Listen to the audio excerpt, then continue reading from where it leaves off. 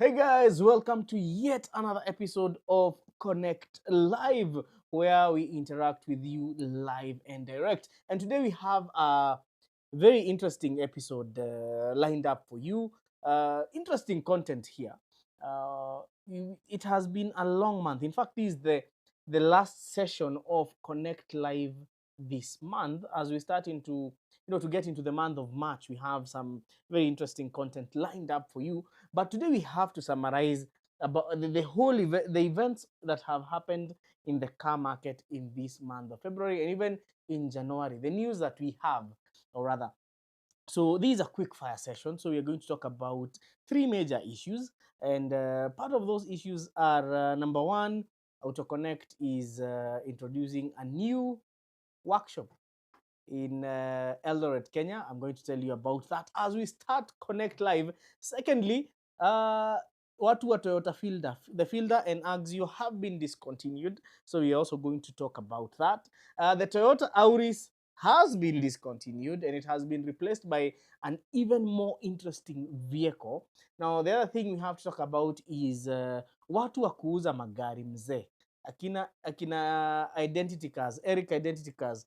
Kuna maneno kuna ruling ilitoka about the term as is where is basis, and how will this affect dealers. We also need to discuss about that. So this is just but a tip of the iceberg on what we have lined up for you guys on the show. And then at the end of the show, we are going to give you an opportunity to ask a set of questions that you may have. So karibuni sana to the Konnekt Live session. Na as we know, kama kawa kama dawa, how we normally do it, tunaanza na salamu. Sawa. So nani wako ndani? Naona our usual friends hapa wenye wanafikanga mapema. We have Dennis Katali. Hello Mr. Okabi. Dennis Kingori. Hello. Na leo Dennis wameanza mapema sana. Unajua nilisikia if you want to protect the future of your child, kuna majina unafaa kuavoid. Imagine msi anaitwa Dennis Kibet. Yani msi ako na madeni na anapenda sana kubet. Anyway, away from that. So karibu sana the Dennises, Katali. Identity rights, by the way, naona ameingia na anasema ndani kama as is where is basis. Bado na unafaa ukuje, by the way, identity rights tujue, because this ruling is an interesting one.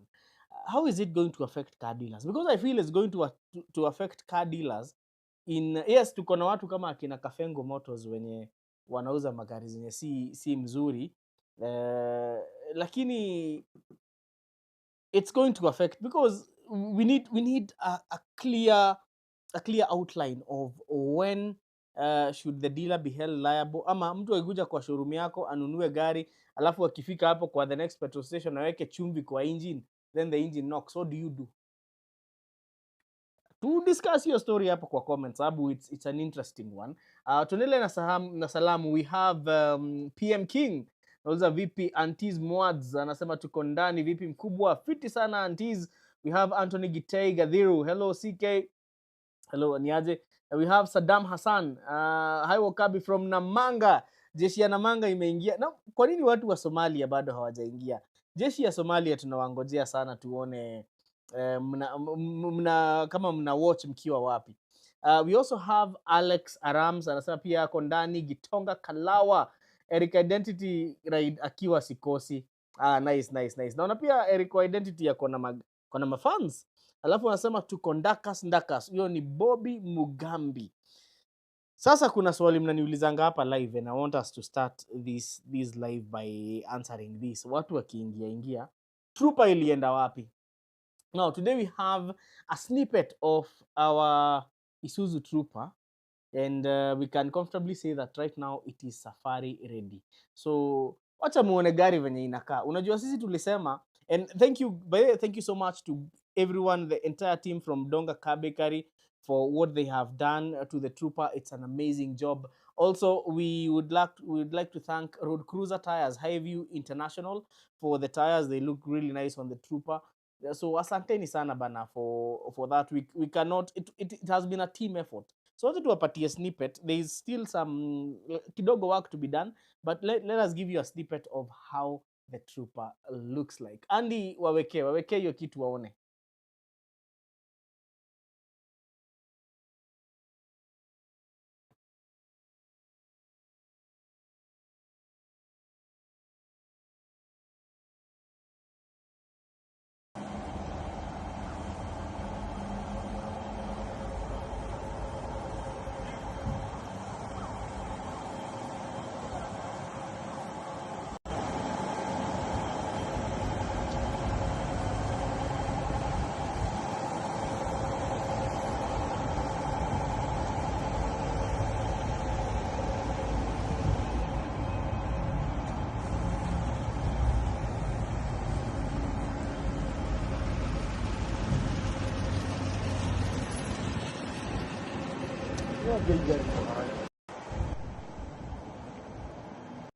See, mnaona results. You know, I saw a comment on one of my socials, mtu akisema kama rangi si kioo, peleka fundi kotini.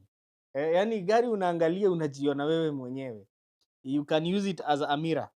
Anyway, it has been a good project and we are going to bring you more insights on it. Dennis Katali anasema, Okabi, please arrange to bring on board Cobb Lamar's Jim Latino and Potent Dynamics. Ako Somalia anawakilisha. Dennis, mtu najua tunaweza pata haraka sana ni Jim Latino. Eric Identity, cause buambia Latino wanahitajika hapa. Au wengine we are going to we are going to reach them out. Eric Identity anasema hiyo rangi ni kioo ya jamii. I want to use whatever you're using. Then there is watu wanasema hiyo gari iwekwe tint. Gari itawekwa tint, lakini unajua tint sana sana inakuanga ya wenye dhambi. So sisi tunataka tuonekane vizuri tukiwa pale ndani. Now we have talked about the Trooper last time. By the way, if you're watching us from Eldoret, please drop a comment because I have something interesting for you.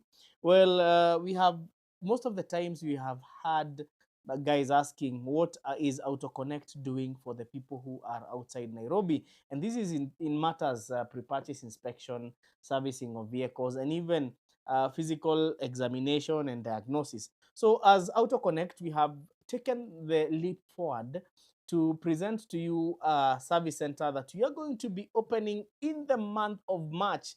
Hapo town inaitwa Eldoret. Eldoret pia inaitangwa Sisibo. Sisibo was actually a colonial name. Watu wa huko hawakuweza kusema 64, sawa walisema Sisibo. Sasa Konnekt, tuko na one of our first subsidiary that is called Neon Mobility. So Neon Mobility by Konnekt is going to be serving the people of Eldoret from the month of March. So karibuni sana. The actual location of Neon Mobility iko pale Sosiani. Mnajua pale mahali inaitwa Sosiani? Yes, ama ukitaka kwa Makul Kids pale First Avenue. Tuko pamoja? Yes, so you can visit us. We are going to shoot some videos there so that you can see what we have and what we want to do for the people of Eldoret. And remember, it's not only a service center. In case uko Eldoret na unataka kuangaliwa gari yako kama ni mzuri, you can take it to Neon Mobility for an examination. Tuko pamoja? So watu wa LD tumewashika, tuko na nyinyi pale, so you can even pay us a visit to just come and see what we have on the workshop. But our doors will be open to the public starting from the second week of March, and more info will be availed on our social media platforms as well as on our YouTube channel. Tuko pamoja? Sawa. Now, tuanze hii conversation with something that I would like us to talk about, and that is the court ruling that was made the last week about there was a court case about somebody who bought a Volkswagen, I think, from one of the dealers, and the vehicle became problematic after buying. And when you read the sales agreement, there is normally the clause, the as is, where is basis. But now the court argues that as is, where is basis should not be used as an escape from liability by unscrupulous dealers. But if you read that ruling, it's a vast ruling. You can read about it. I believe it's available to the public domain, especially the dealers. There are a few questions that maybe I would like to pose to you, the general public, the judiciary, and also the car dealers. So, assuming I buy a vehicle from Identity Cars and then I drive it off the showroom, then kufika pale niweke chumvi kwa engine and ni knock, alafu niende pale niseme I bought a faulty car from Identity, ama I bought a faulty car from somewhere else. We know there are some genuine car dealers out there, and we know there are there are unscrupulous car dealers out there as well. But now the question should be, when does this liability start? When does this liability end? The other question would be, is the car dealer, leo by then nataka at least nitetee dealers kidogo, does the car dealer have to bear liability for somebody else's carelessness? For instance, if you buy, say, a vehicle like an Audi or a Subaru, then you go use the wrong oil, ukienda the first service, and then the vehicle suddenly becomes problematic. So who is supposed to carry that burden? I think we actually need as to have these discussions even with the members of the judiciary, and we are working.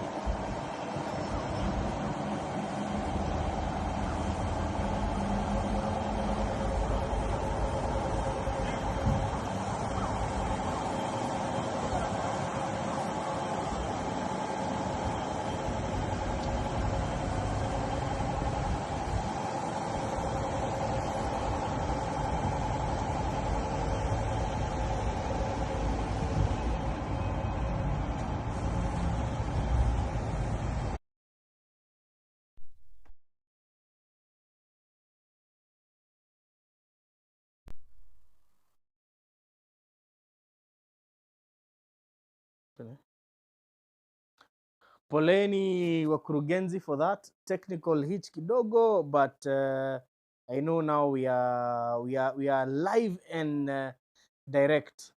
So as I was telling you guys, I was taking a few comments before network ilete maneno kidogo. Naona watu wanasema ati Safaricom wanasema ndume iko busy. Wewe tafuta hiyo t-shirt tena. So now we are back. We are back. Walikuwa wamehack server kidogo. So we were talking about the story ya car dealers and where does the thin line lie between kukuwa na having, buying a faulty car and making the car faulty. So we need a timeline, and we are going to work very hard to try and bring some members from the judiciary hapa. Sawa sawa. Kuna mtu anasema ati hindernet au ni watu huko tunafungua garage. Haya, the banker is saying ile dancer that's an 1200 will fix iko wapi? No, the dancer 1200 was not mine. It was owned by a guy who was called, a chap who was called Brian, and I think the car is still serving him very, very, very, very nicely. Now we go to topic number 2. As you ponder, do you really think that the RCs where his basis should be retained, and it should be a ground for, in case of a dispute, it can be used as a ground for the owner or the buyer acknowledging that they have bought that car in a condition that they are aware of? Talk to us hapo kwa tupige story kwa comment section leo. Now number 2, Toyota Fielder and the Toyota Axio. These two cars have been known to be reliable. They are in the Toyota Corolla lineage. They have been loved by many in Kenya. Zimependwa na principal, zimependwa na ile generation iko before millennials inaitwa nani? Yeah, so just point A to point B. But irrespective of that, there were some Axios and Fielders that were actually really nice. They were very sporty. The ones that came with the 1.8 liter manual 6-speed transmissions, zilikuwa na brakes all round. So they are known for reliability. But now Toyota imefika mahali wamesema, as per this year, the Axio and the Fielder are no more. So Andy is going to project the poster that ilileta hizo news, and this is it. So we no longer have the Axio and the Fielder, and the other notable cars that have been discontinued from Toyota's production line include the Toyota Vanguard. We also had the Toyota Premio was also discontinued.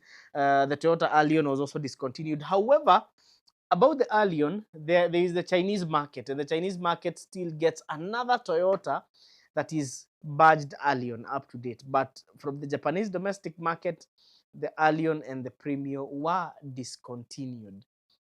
So it's quite, you know, zile magari mzuri zinaendelea tu zikipigwa mapanga le, and what does the future hold? And you see, what do you guys think? Should they have kept the should they have kept the Corolla Fielder and the Axio, because these were timeless cars. They are cars that were extremely reliable. They were diligent to their owners, and even now they hold value sana. Kama kuna gari zina hold value ni hizo. And but unfortunately, these cars have also had their rough patches, and this is being thief magnets. So these are some of the vehicles that are stolen, and we are going to do a video on Auto Connect about some of the most likely cars to be stolen. Zile gari ukikaa nazo unafaa uchunge sana. And these two cars fall into that category. But there is the good news. I always say every cloud has a silver lining. Hizi ndai we buy 8-year-old cars. So Tom wa Grande Motor Imports bado wataweza kukuimportia hizi gari up to the year say 2027. And talking about the Axio, kuna hybrid variants, and I would like to remind you that Tom from Grande Motor Imports, where we film from, anaweza kuletea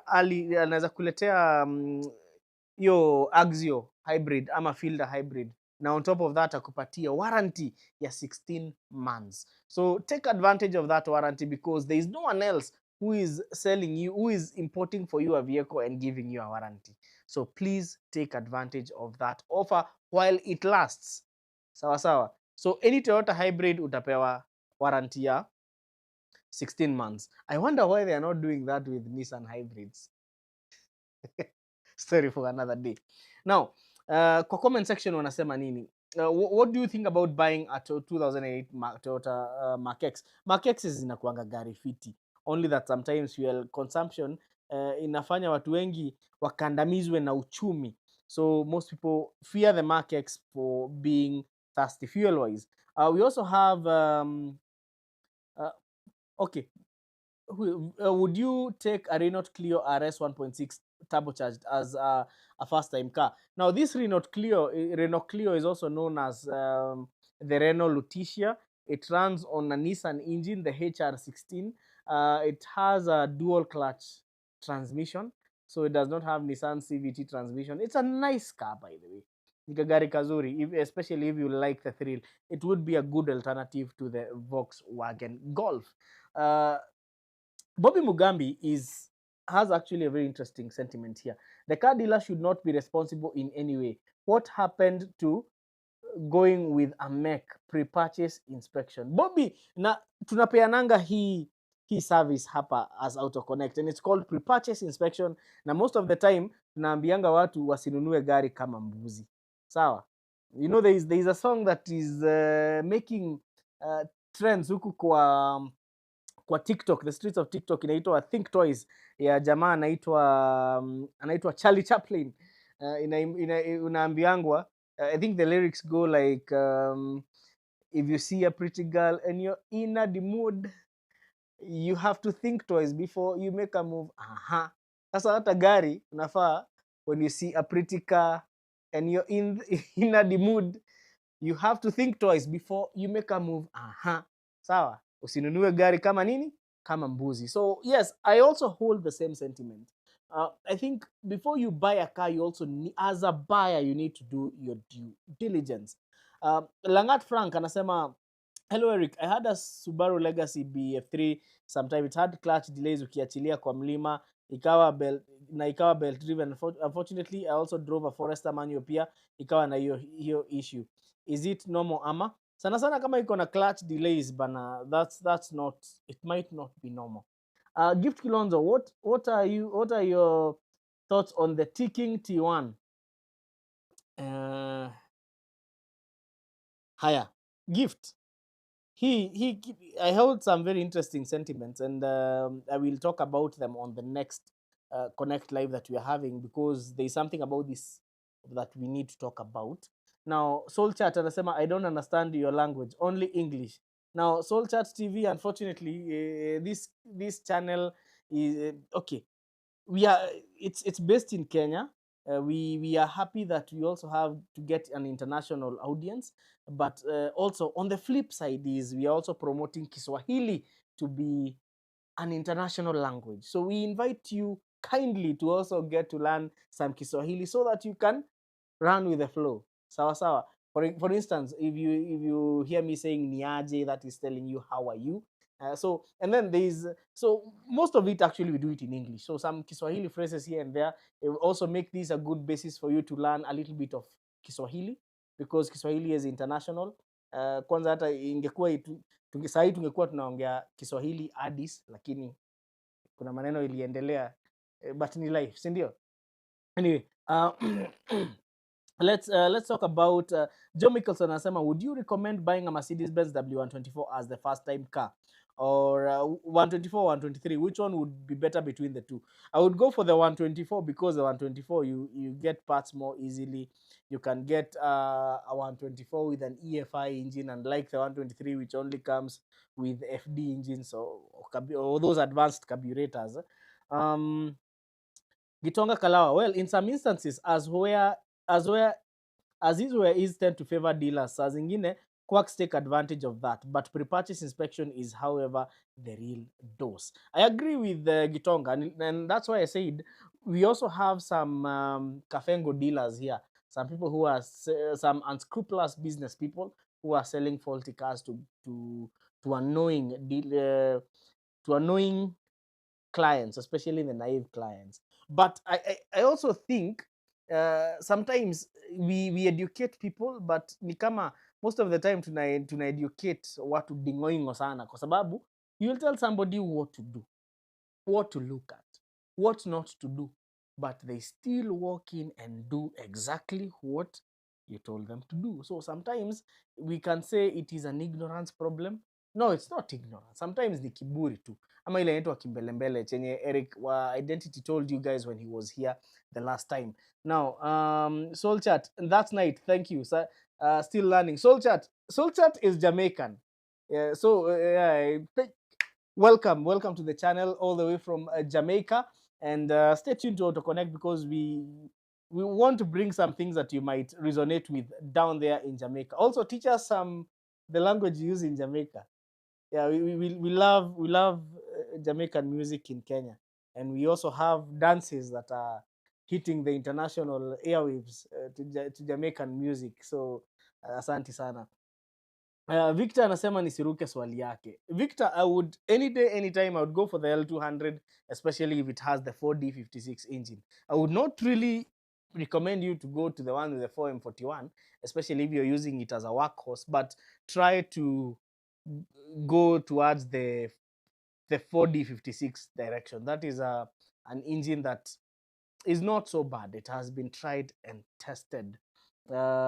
Best plugs for GRX 120 2.5 liter. 2.5 liter. Buy genuine Toyota plugs. And if you want to buy genuine plugs, sometimes we fear walking into some of these dealerships. Actually, Sifao have a dealership, a parts dealership that is called it's not Automark. They have wind. I think they have a number of genuine parts they are selling for Toyotas, and they are not very expensive. So you can just walk in to Sifao na uambie unataka kwenda hapo kwa wind part. There is a guy called Dan. Ask for Dan ama Austin Morioki. They'll plug you to where you can get genuine spark plugs. Dennis Katali amesema ameruka Insight Pia. Where is that question by Dennis Katali? I cannot see that question by Dennis Katali. So Dennis, tafadhali, if there is a question, ask that question again so that we can be able to. Soul Chat is saying in Jamaica, Wagwan means what is going on. What about Bomboclat? Because in Kenya you have some Bomboclat car dealers. Anyway, thank you so much. Lemunke Nganga 96 Range Rover 4-liter manual transmission yake iko aje. That's those cars were solid. They were very solid. NV200 gearbox reliable. Edward, NV200 gearbox, it runs on a 4-speed automatic transmission that you can bank on anytime. And that is why the NV200 is becoming very popular in the Kenyan market. Joe Mickelson is saying, thank you for the response. It's a 124, good for a first-time car. If it's a patient first-time owner, yes, it would be a good car. But just know that it might not give you good fuel economy figures as newer cars. But if you're passionate about that car, then go for it, because it's one of those cars that were over-engineered and cars that still have character. So any other question here that we can see? Honda Fit old model, Toyota Vitz old model, which one would you recommend for a first-time car owner? If Fantas Ngure, I would like you to specify maybe the year of manufacture, because old model manzeni mingi, but Fit and Vitz, they are good cars. They're equally good cars. They are very reliable. The only good thing about a Fit is that it's bigger, and we always say it's the perfect situation. It can fit your family, it can fit your business needs, it can also fit your driving needs. Tuko sawa sawa, tuko pamoja hadi hapo. Now let's move on. Langata anasema huwa nasikia ukisema juu ya Nissan e-Power. Wa great machine it is. Will call you unitafute ninunue na haya purchase soon. Yeah, Langat tafadhali kuja nipigie simu, we go tupige gari bonge la inspection. E-Power is actually they are nice cars. They are really nice car. The e-Power the e-Power concept is actually a game changer. And this forms also the basis of something else that has happened in the recent past. You saw that Nissan, Honda, and Mitsubishi were going into an alliance. And okay, Mitsubishi and Nissan have been in this alliance for long enough, but Nissan actually backed out of the agreement between them and Honda, because Honda wanted Nissan to do away with their e-Power and embrace Honda hybrids. Then Nissan wakasema hata kama tuko na shida, wacha hiyo deal ikae. And I think also these tunafaa tufanye hivi bwana, hata kama huna kakitu pia wewe, Nissan is almost going bankrupt. They are broke. So even if you're broke, sometimes have principles. And I was very happy because Nissan stood their ground and said, we are not going to embrace your hybrids. We are going to work with our e-Power concept. And I can confidently say that e-Power is a game changer. We know Nissan have been good with their electric cars, the Leaf, and they had those very reliable motors called they're called the EM57 electric motors, and they are the same motors that are in the e-Power vehicle. So these guys know what they're doing with their, okay, they messed up with the S hybrid, but with the e-Power they actually got things right. Tuendelee. Ati mzee nitalipia studio ufanye collaboration moja na Lion of Juja. Lion of Juja akuja tuangushe bonge la track. Arapiegon, hey Eric, I am back. How is Matakwa boot Allion Premium 240 with an 1800cc compared to the new Valvematic na reliability? Matakwa boot bana, that is the epitome of reliability. Even those 1800cc engines, they were not bad, especially if they are drive-by cable. They are way better in terms of reliability compared to the Valvematics that are drive by wire. So unajua hizo 1800 za kitambo zilikuwa hata unaweza revia hapa kwa engine. Hizi zingine za throttle positioning sensor sometimes zinaletanga kichwa, especially Valvematic. Ukipeleka, if you take it to somebody who does not know what they are doing with the car, you might end up having a very miserable experience. Now Vincent Karevi is asking, he's thinking of getting the old model Nissan Note. That is the E11. E11s were actually very good vehicles. Ukipata kasafi chukua. Bobby Mugambi is asking, for someone working on online taxi, which should you consider between e-Power and Demio diesel? Now, if you're doing online taxi, consider e-Power. Demio diesel hiyo wachia watu wa kutaka thrill, watu wa masafari. Hiyo ni hiyo ndio e-Power. If you're doing online cab, do e-Power. You're going to have an obvious advantage. Now let's talk about the other thing that we want to talk about today, and that is the Toyota Auris. Now the Toyota Auris is a car that has been loved by many and hated by few. Unfortunately, good things come to an end. The Auris, as from the year 2018, that nameplate is no longer available. So that might be sad news for many, especially ladies who love the Auris. But there's some good news. Not all news is bad news.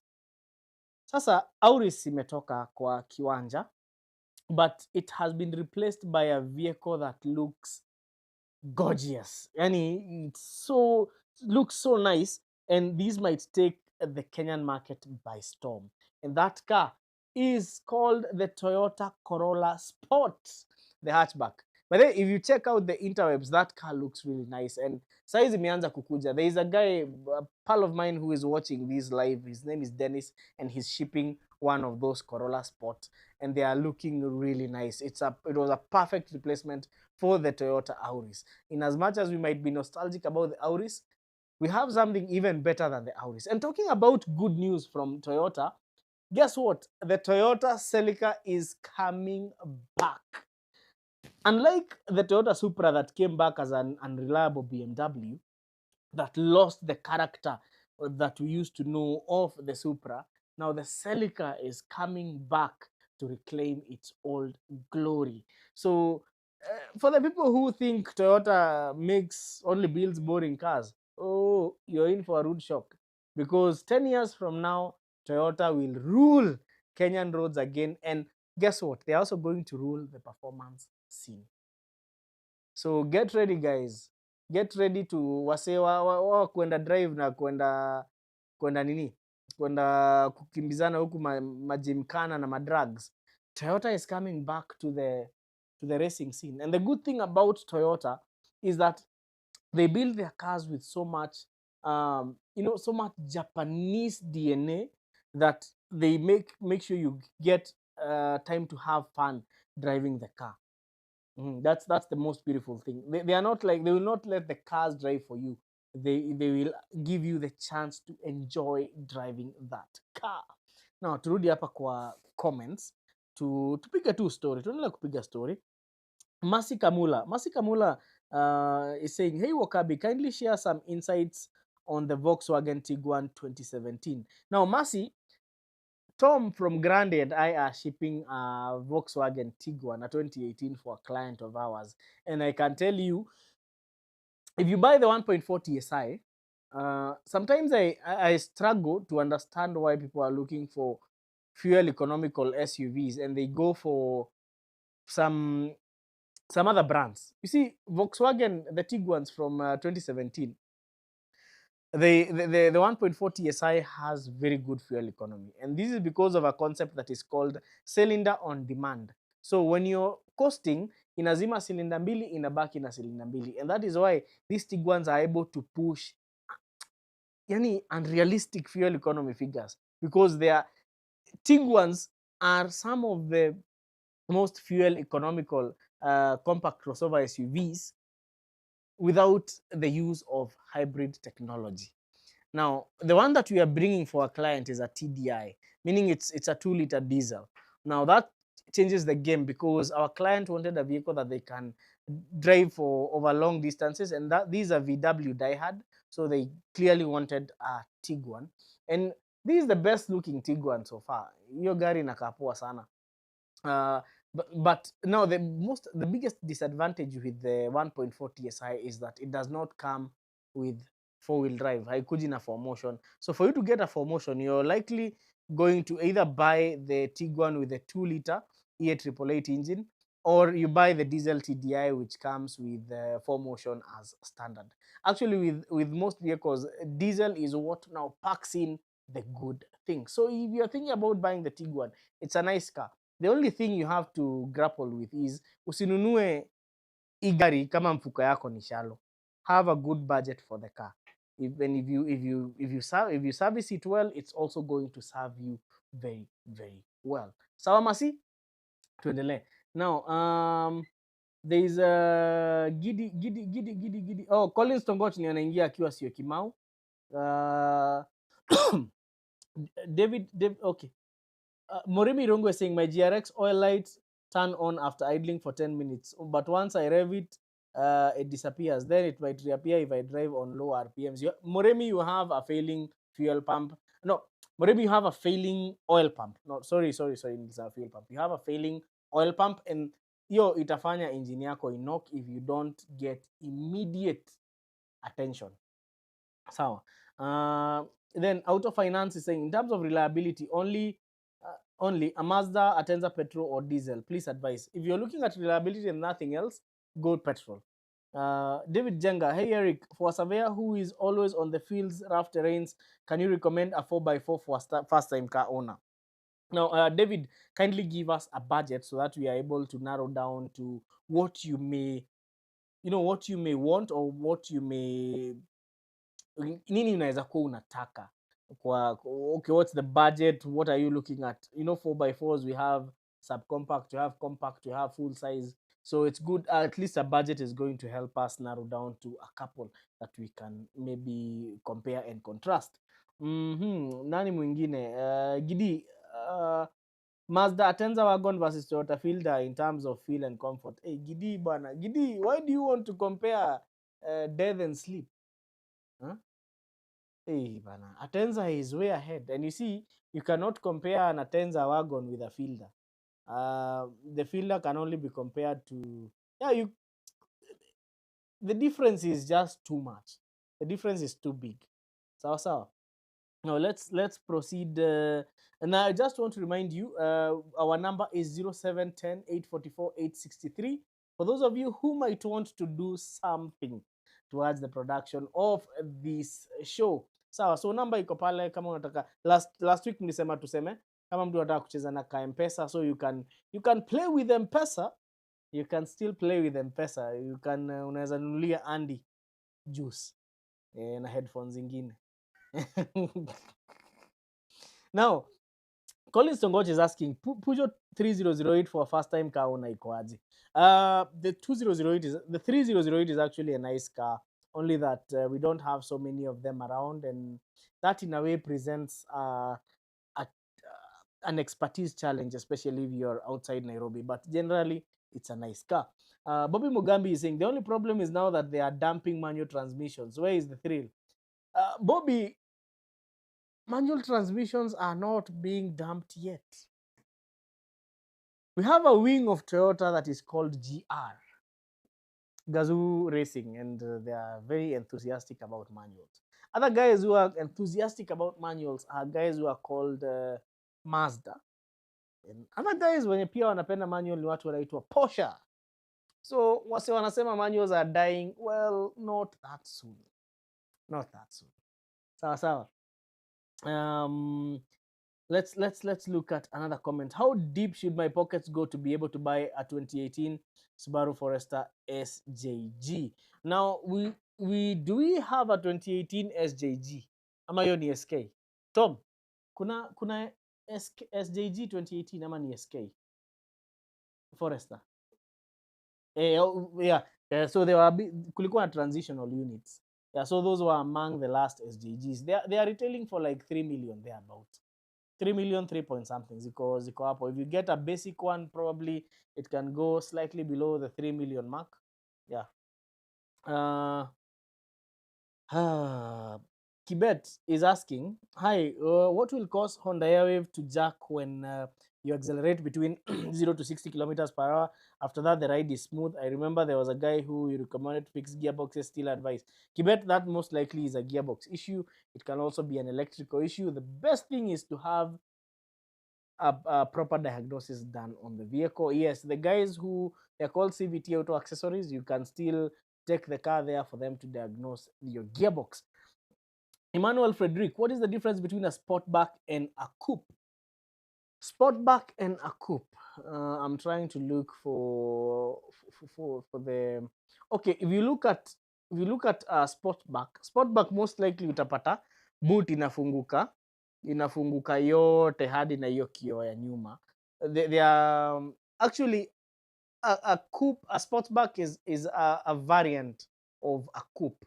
Yeah, because coupes or coupes, kuna watu unajua wanasema coupe ufikirie nasema nyumba ya kuku.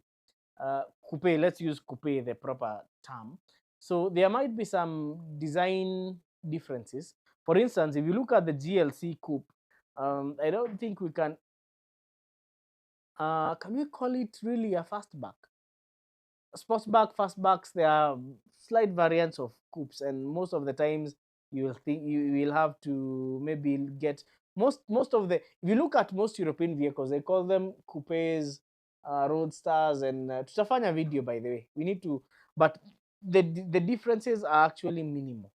For instance, if you buy a BMW, if you look at a BMW 3 Series GT, that's a fastback or a coupe. Well, tutafanya hiyo video. Ni wacha nisi hiyo, wacha tukufanyie video so that we can actually do it practically.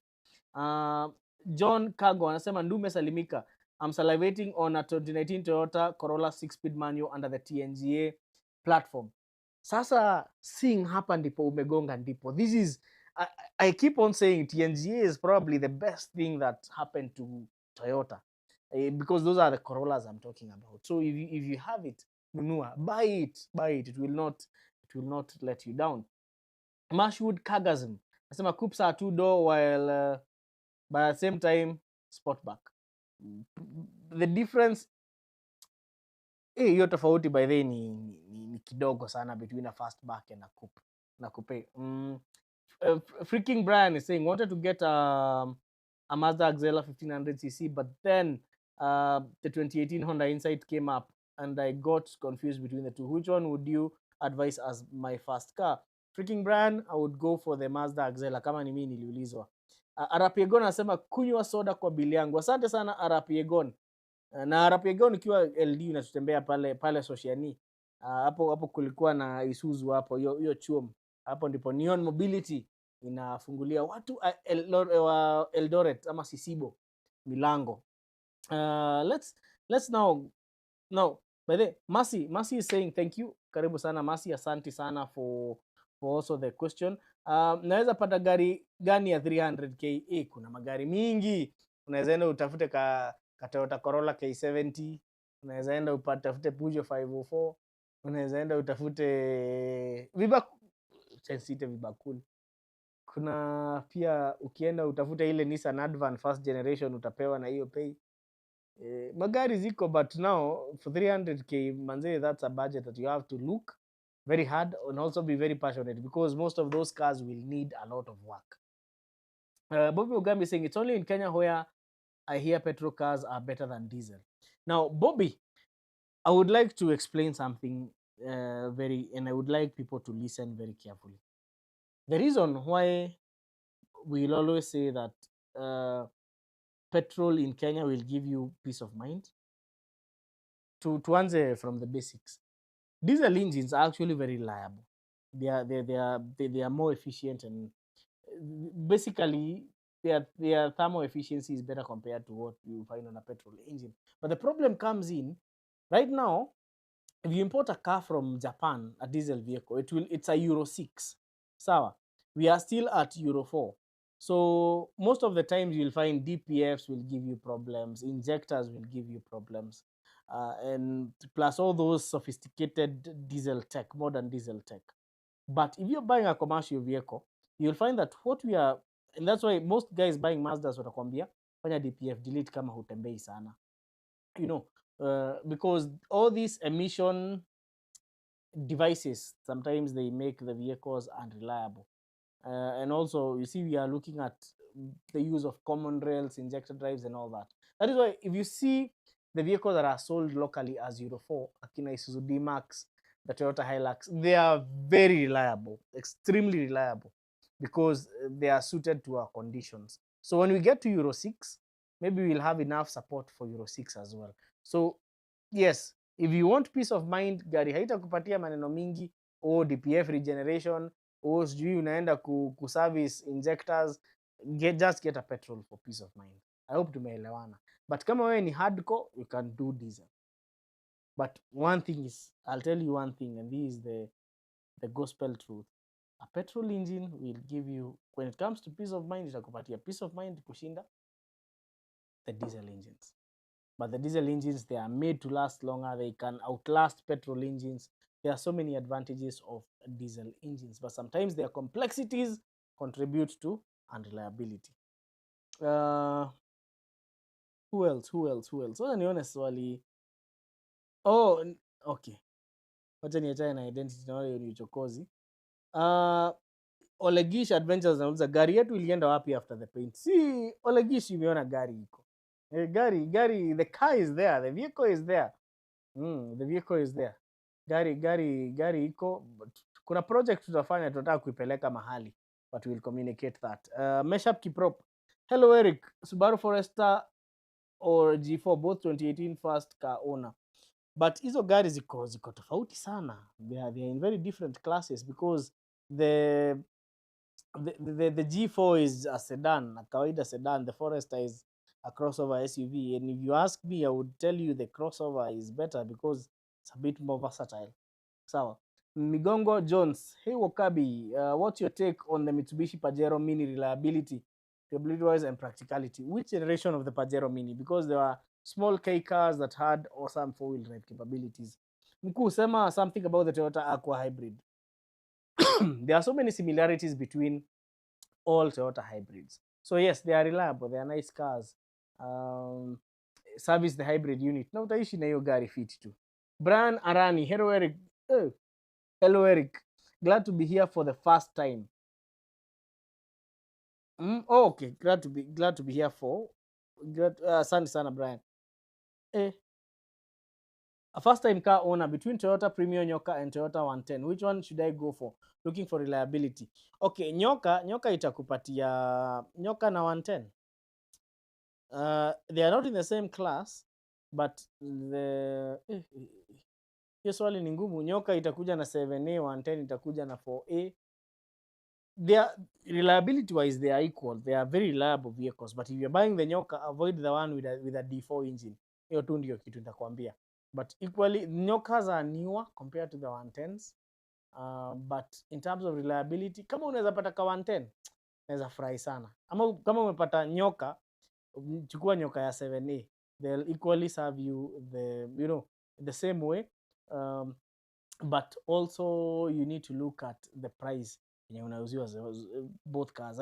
People exaggerate the cost of the Toyota Premio Nyoka. So angalia sana pia value for money. Bobby Mugambi anasema, how does pre-purchase inspection work? Should I spot the car first ama tunapiga raundi Mombasa hadi tupate gari? Tuchanua. Bobby, there is a difference between sourcing and pre-purchase inspection. So sourcing is where we scout the car for you, and that package includes pre-purchase inspection as well. Now pre-purchase inspection, wewe utafute gari, sisi tukuje tupige shughuli yetu ku verify quality ya hiyo gari. Brian Arani is saying thank you. Nikron Kibunei saying, hey Mr. Eric, show safi kama kawa. For guys looking for Toyota Wish, I'm selling mine. Safi kama pamba, reliable and fuel efficient. Nikron, fanya hivi. Kwa hiyo number 0710-844-863, tuma picha za hiyo gari hapo na tutumie bei. We will put it up on sale because we have so many people who are looking for locally used cars. Maybe we can link you up with a seller. So on 0710-844-863, please send those photos over there. And also tell us, where is the car located? Now, Dr. Dumbbell, hi Eric, Subaru BP9 for first time car owner in 2025. BP9s were nice, but they were thirsty.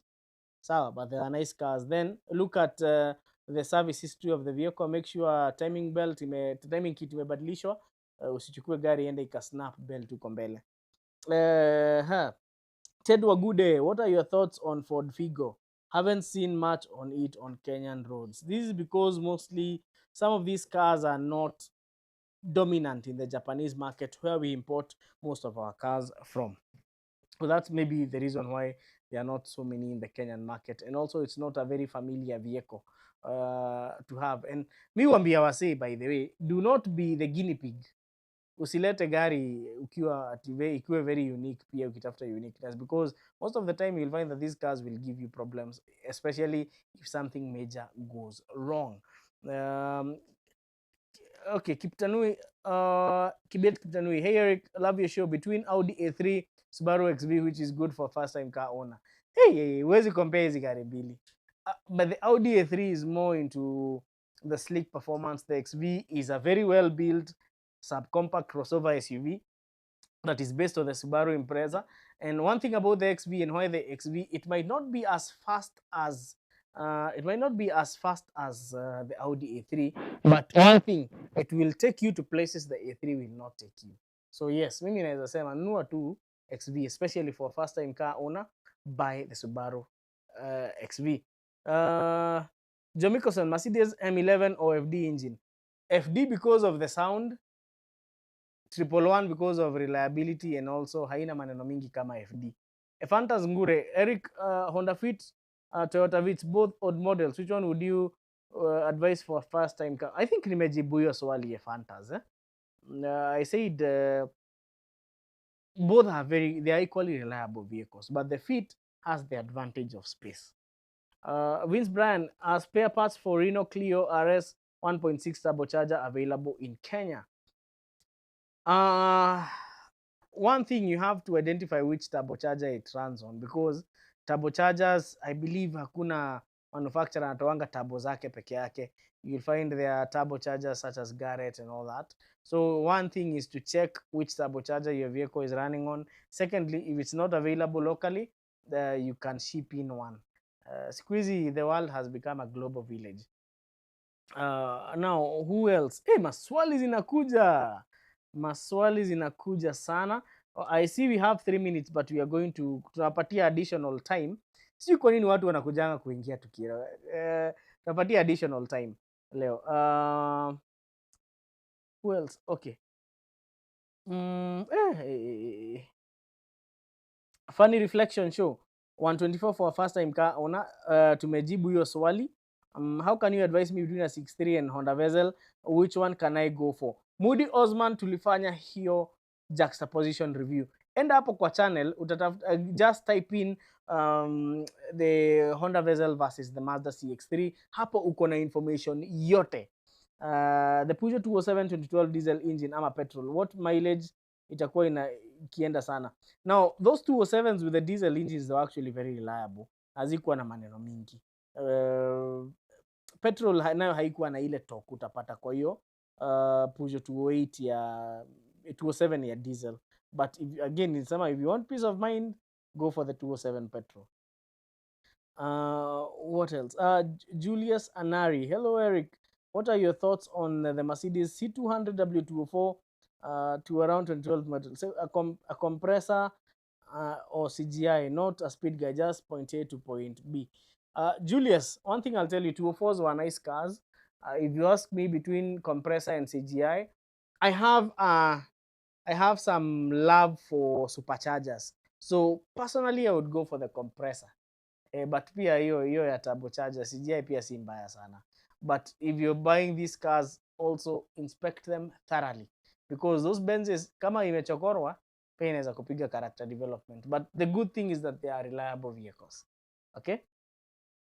Francis Moravian anauliza B14 manual, is it a good choice? Common things to look out for. Thank you Francis Morathi. B14 manual is an awesome car. Things to look out for: make sure your gari haijawahi chemka, look for oil leaks, and most importantly, make sure the entire frame is intact, because make sure it's not tearing apart. Tuko pamoja? Hi Eric, what do you advise between the Suzuki Swift and Range Rover? Hiyo swali haiwezi jibika. ABP hiyo swali hapana. Pegon is asking, naweza pata Fielder ya mataa kwa boot 1800cc 4-wheel drive?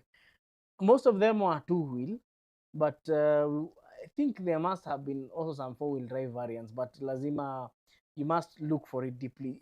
Josh Homan, glad to be here. Asante sana Josh. As we are winding up, Moses Mokiri saying, your thoughts on these brand new Chinese cars on sale in Kenya?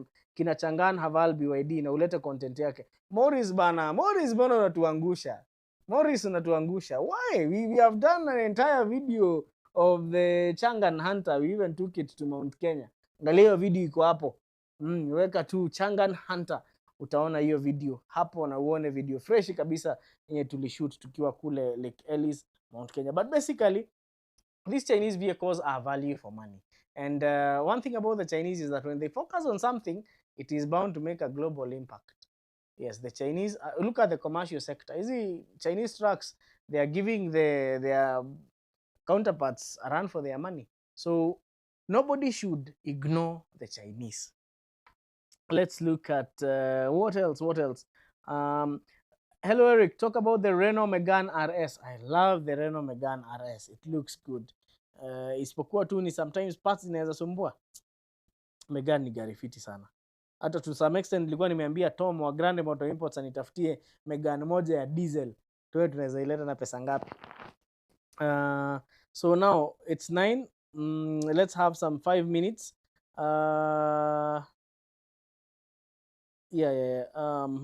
ABP is saying one of the best videos you have done on the Changan. Thank you on the Changan.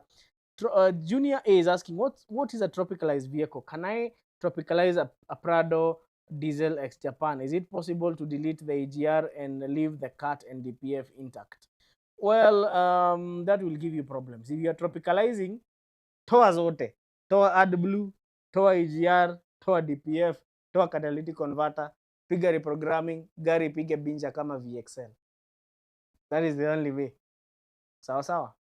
And now, as we wind up, I would like to tell you guys a few things. Number one is, as we start off the month of March, we have a very interesting video lined up for you.